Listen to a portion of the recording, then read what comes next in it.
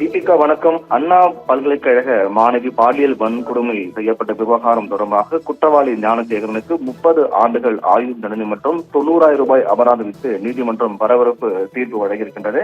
இந்த நிலையில் இந்த தீர்ப்பு தண்டனை விவரம் வெளியான உடனடியாக எதிர்க்கட்சி தலைவர் எடப்பாடி பழனிசாமி இந்த விவகாரம் தொடர்பாக கருத்து தெரிவித்திருக்கிறார்.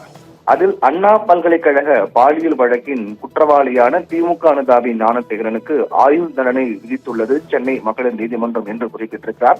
அதைத் தொடர்ந்து இந்த வழக்கில் குற்றவாளி திமுக ஞானசேகரனை காப்பாற்ற எத்தனையோ திட்டு வேலைகளை செய்தது ஸ்டாலின் மாடல் திமுக அரசு என்றும் அத்தனையும் முறியடித்து மக்கள் மன்றம் முதல் சமூக ஊடகங்கள் வரை தனது தொடர் போராட்டத்தால் இந்த வழக்கின் குற்றவாளிகளில் ஒருவரான திமுக அனுதாபி ஞானசேகரனுக்கு தண்டனை சாத்தியப்படுத்தியுள்ளது அதிமுக என்றும் பாதிக்கப்பட்ட மாணவியின் குரலாக அதிமுக தொடர்ந்து ஒலிக்கும் என்ற வாக்குறுதியை இன்று வரை நிறைவேற்றி வருகின்றோம் என்றும் அதனால்தான் யார் இந்த சார் என்ற முழுமையான நீதிக்கான கேள்வியை இன்றும் கேட்கின்றோம் என குறிப்பிட்டிருக்கிறார்.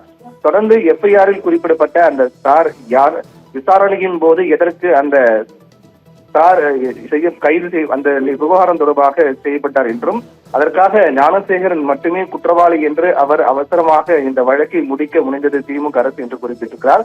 சாரை காப்பாற்றியது யார்? இந்த கேள்விகளாகவே நீண்ட நாட்கள் இருக்காது என்றும் அதிமுக ஆட்சி அமைந்ததும் அனைத்து பதில்களும் கிடைக்கத்தான் போகிறது என்றும் ஸ்டாலின் சாரை நினைத்தாலும் அந்த சாரை எந்த சாராலும் காப்பாற்ற முடியாது என்று அந்த பதிவில் எதிர்க்கட்சி தலைவர் எடப்பாடி பழனிசாமி குறிப்பிட்டிருக்கிறார். தீபிகா.